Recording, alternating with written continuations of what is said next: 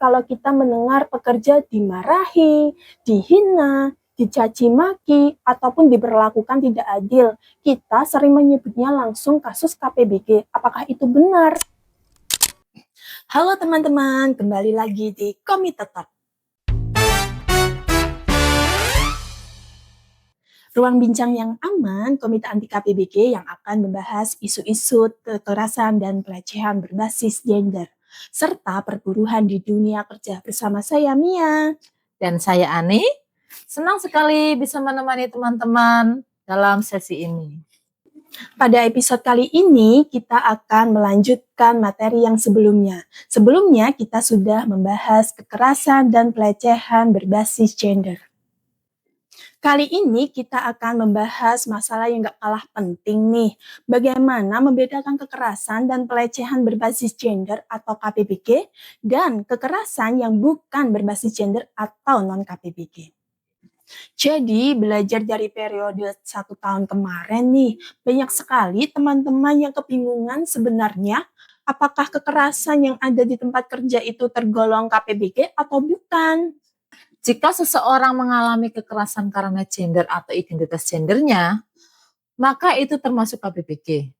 Tetapi, jika kekerasan itu terjadi faktor lain yang tidak terkaitan dengan gender, maka itu termasuk non-KPBG.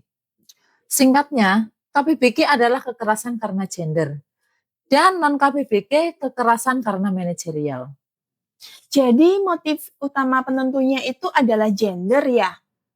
Lalu, apakah ada indikator lain selain kasus KPBG ataupun non-KPBG tersebut? Tentu ada, dan ini beberapa indikatornya. Yang pertama, soal korban.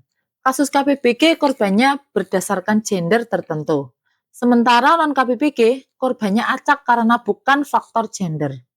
Yang kedua, KPBG biasanya berupa kekerasan dan pelecehan fisik, psikologis, ekonomi, dan sosial. Sementara non-KPBG biasanya berupa gangguan layanan dan keluhan administratif. Yang ketiga, bukti kasus KPBG berupa bukti digital, medis, dan kekerasan. Sementara non-KPBG, bukti administratif. Yang keempat, kasus KPBG cenderung berulang adanya kontrol, intimidasi, dan hubungan kuasa.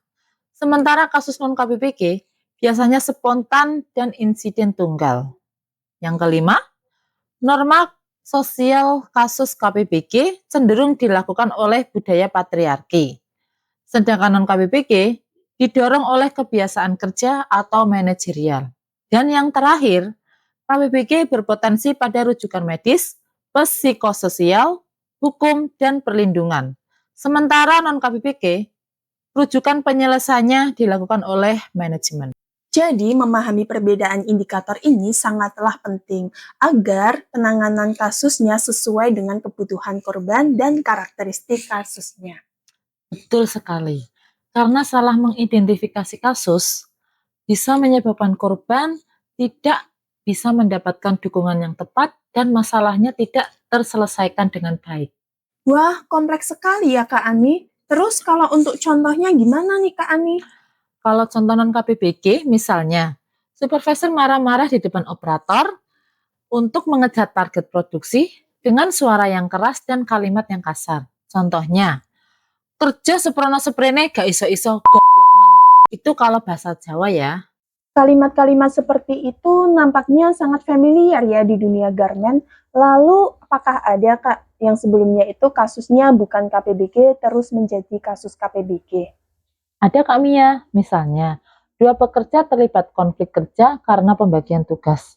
Awalnya ini adalah konflik biasa, bukan KPBG. Namun, kemudian salah satu pihak mulai menghina dengan kalimat seperti perempuan memang kerjanya lelet, atau makanya kerja cepat jangan kayak banci. Ketika penghinaan mulai menyerang gender atau identitas seorang, maka masuklah dalam kategori KPBG. Jadi teman-teman, kuncinya adalah kita tidak hanya melihat kejadiannya, tetapi kita juga melihat alasannya. Jika ada seseorang diperlakukan berbeda karena gendernya, jika gender sebagai alat kontrol, atau jika ada norma yang membenarkan perlakuan tersebut, maka kemungkinan besar itu adalah KPBG. Namun, jika masalah terjadi karena faktor kinerja, pekerjaan, disiplin, ataupun masalah lain yang tidak berhubungan dengan gender, maka kemungkinan besar itu adalah bukan KPBG. Meskipun begitu, segala tindakan kekerasan yang tidak tergolong kasus non-KPBG pun tidak layak untuk dinormalisasikan, sehingga mewujudkan lingkungan kerja yang aman, nyaman, dan setara.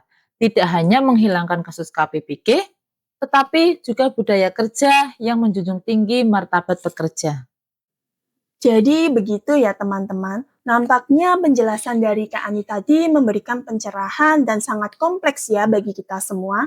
Terima kasih banyak Kak Ani atas penjelasannya. Sama-sama Kak Mia. Dan terima kasih juga untuk teman-teman yang sudah menonton.